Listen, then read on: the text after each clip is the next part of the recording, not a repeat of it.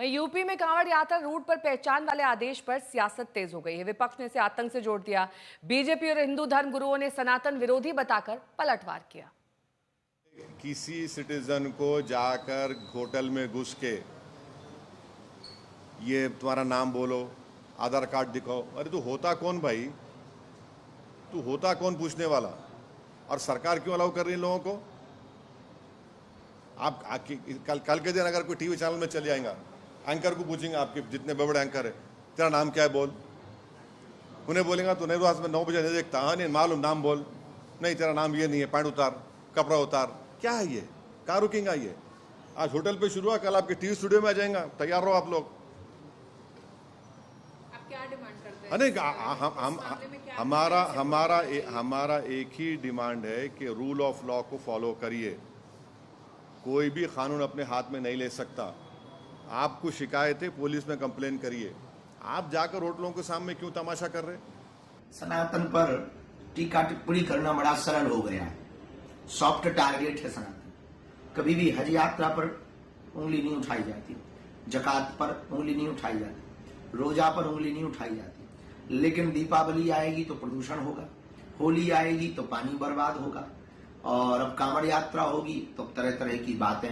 हाँ, सब लोगों में सब प्रकार के लोग होते हैं, ऐसा नहीं कि सब ठीक होता है। कुछ अच्छे भले बुरे होते हैं, सभी में होते हैं। किसी जितने मजहब हैं उन मजहबों में भी अच्छे भले बुरे लोग हैं। उसी प्रकार सब समाजों में, सभी वर्गों में, सभी लाइनों में अच्छे भले बुरे लोग होते हैं। कांवड़ यात्रा के दौरान प्रदेश की सरकार जो पीडीए के लोग हैं उनके साथ जुल्म और अन्याय करने का काम कर रही है। कहीं किसी की पैंट उतार करके और कहीं किसी तरह से नाम पूछ करके उन पर जुल्म और अन्याय करने का काम हो रहा है।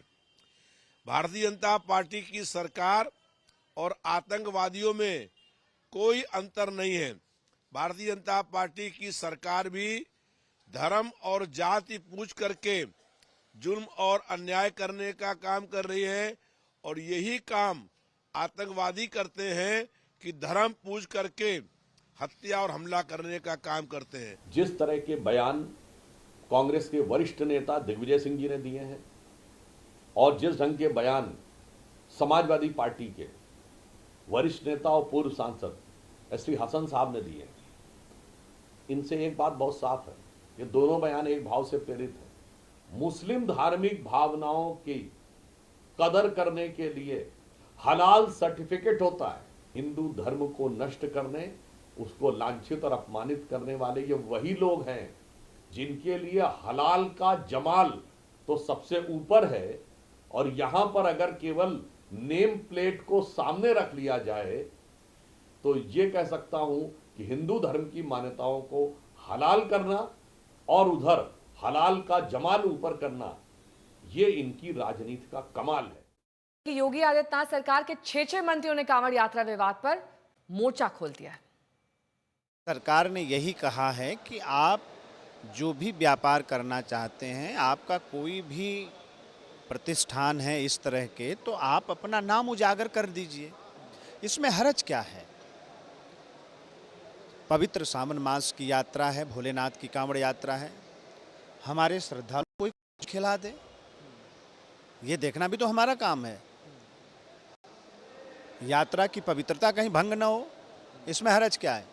आप अपना नाम उजागर करिए, जिसको जाना होगा, जिसको जहां मन करना होगा वहां चाय पिएगा, खाना खाएगा।